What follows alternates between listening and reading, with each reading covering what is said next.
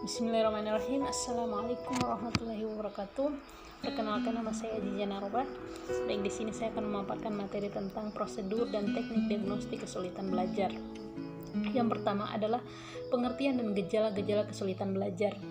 Kesulitan atau masalah belajar dapat dikenal berdasarkan gejala dimanifestasikan dalam bentuk perilaku, baik secara kognitif, afektif, dan psikomotorik. Menurut Warkitri dan kawan-kawan, yang mengalami kesulitan belajar menunjukkan gejala sebagai berikut. Yang pertama, hasil belajar yang dicapai rendah di bawah rata-rata kelompoknya. Yang kedua, hasil belajar yang dicapai sekarang lebih rendah dibanding sebelumnya. Yang ketiga, hasil belajar yang dicapai tidak seimbang dengan usaha yang dilakukan. Yang keempat, lambat dalam melakukan tugas-tugas belajar.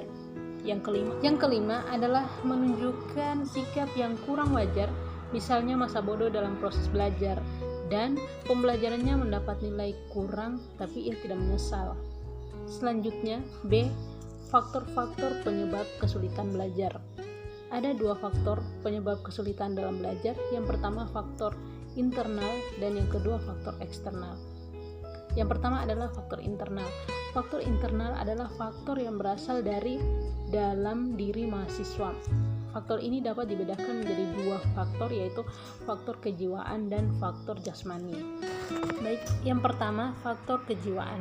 Antara lain, minat terhadap mata kuliah kurang. Yang kedua, motif belajar rendah. Yang ketiga, rasa percaya diri kurang. Selanjutnya, faktor kejasmanian, yaitu keadaan fisik lemah, mudah terserang penyakit. Yang kedua, adanya penyakit yang sulit atau tidak dapat disembuhkan. Yang ketiga, adanya gangguan pada fungsi indera. Yang kelima, kelelahan secara fisik. Selanjutnya adalah faktor eksternal. Faktor eksternal adalah faktor yang berasal dari luar mahasiswa. Faktor ini dibagi menjadi dua, yaitu faktor instrumental dan faktor lingkungan. Yang pertama adalah faktor instrumental. Faktor-faktor instrumental yang dapat menyebabkan kesulitan belajar mahasiswa antara lain: yang pertama, kemampuan profesional dan kepribadian dosen yang tidak memadai.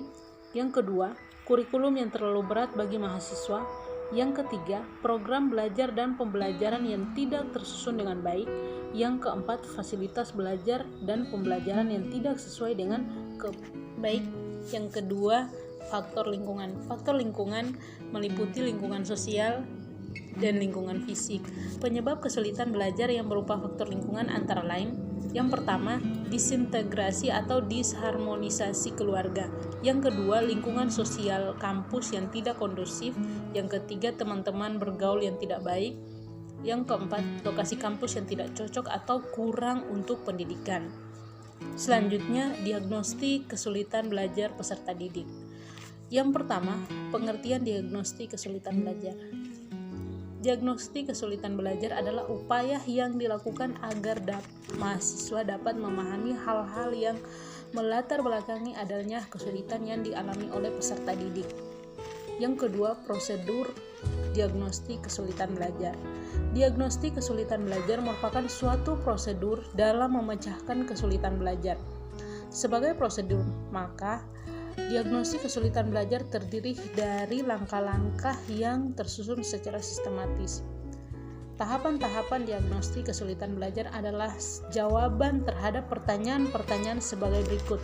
Yang pertama, siapa siswa yang mengalami gangguan? Yang kedua, di manakah kelemahan-kelemahan tersebut dapat dicapai? Yang ketiga, mengapa kelemahan itu terjadi? Keempat, penyembuhan apa saja yang disarankan? Dan yang terakhir, bagaimana kelemahan-kelemahan itu dapat dicegah. Baik, terima kasih. Itulah pemaparan materi dari saya. Akhir kata saya ucapkan billahi bisabilhaq wastabiqul khairat. Wassalamualaikum warahmatullahi wabarakatuh.